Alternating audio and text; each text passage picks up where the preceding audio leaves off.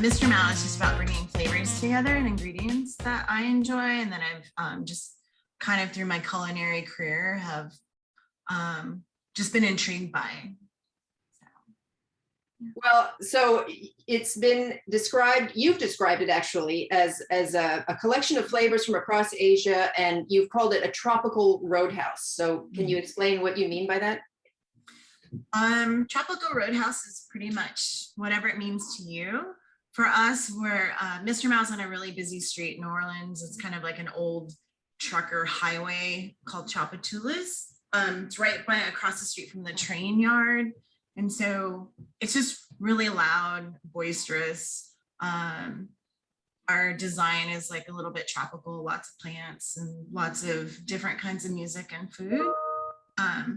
So that's just like, I don't know, it's our roadhouse feeling where we just want to have a lot of fun in the restaurant, and like the food is vibrant, the music's vibrant. I think the New Orleans Times, the Times-Picayune critics called it "Fun and Furious" was the headline or something like that. Yeah, I guess you could say it's true. It's really fast paced. It's a large restaurant. I mean, it's about 100 seats, and there's 2 separate rooms. So there's definitely like a bar element and a larger dining room element. But we've found since we've opened, it's just everyone wants to come in there and celebrate. We have lots of bridal showers, I guess, and birthdays. And New Orleans is a town where I have found that everyone meets in New Orleans. They come, they party. Lots of ladies, young women, and matching bride shirts and t-shirts and stuff. And so Mr. Mao has just been really festive. So we're really fortunate that that's happening. And I think everyone coming out of COVID is is pretty stoked to have us around, I guess. Yeah, for sure.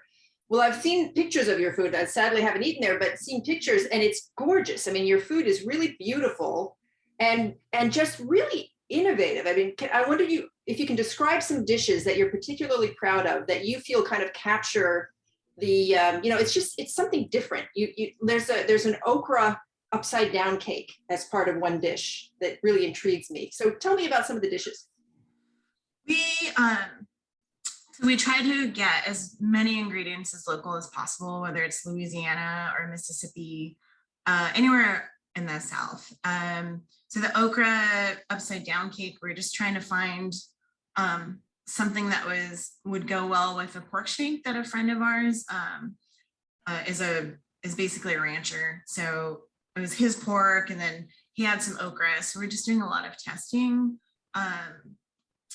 Our pastry chef tries to use as local as possible. And we try to kind of just share the same ingredients and this kind of the same techniques. So all of our departments help each other. I think for us, we're really excited to just introduce kind of a modern take on Indian food, or my take on Indian food. It's just a lot of the food memories that I grew up with in the Bay Area. Well, so maybe, is there a signature dish, or is there something that you can describe, really to give us an example? Mr. Mao, we do penny puri. So it's, I guess, one of the most popular items. It's a wafer. It's like a little puff wheat ball that we make and we fry, and then we stuff it with some potatoes or whatever we have in season, whether it's like New Orleans style, like camellia red beans. And then we serve that with a fiery mint and serrano water.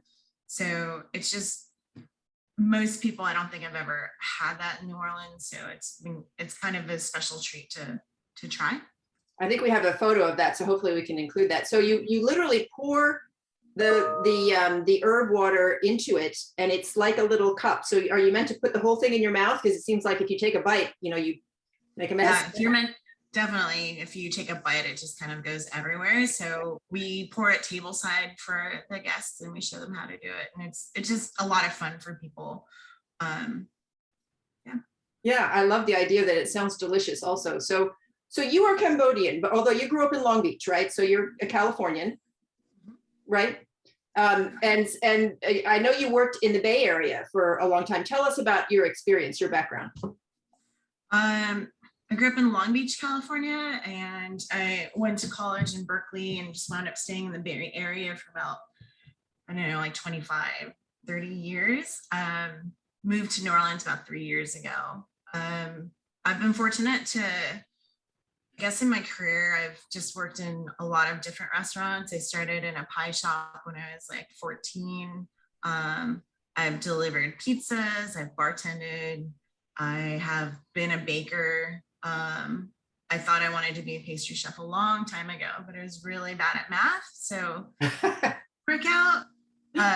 So yeah, you have to be really good at math apparently. So I kind of settled into the kind of food that we're doing now when I started working at Water Bar in San Francisco. And my mentor, Park Ulrich, at the time was doing a lot more like 90, I guess, yeah, back in the 90s, like California seafood, just a lot of fresh and local ingredients.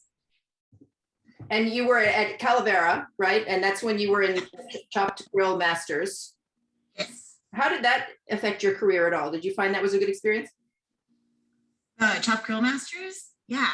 You know, I never realized that I was that competitive, but I guess when you're like under the gun and you're surrounded by lots of cameras, it was fun. It was thrilling. It was definitely thrilling to win and just to be surrounded by the talent that I was cooking with. Yeah, it kind of gave me the courage to just finally move forward, I guess, in my career. And so, and you, the Mr. Mao is developed with your husband, right? So you two have the restaurant together. How did you two meet? We met on Tinder, and Oh, you know, Tinder for older people. I think met on Tinder. And so, did you move to New Orleans together, or? We did. Yeah. We've been together about 8 years. We moved. Yeah, we moved from California to Minnesota, and then Minnesota to New Orleans, and then we've settled here. And so, as you wrap up this year, what are your plans? I mean, you have a fairly new restaurant, but what are your plans for growth from here? Well, we started with the concept of having roving carts.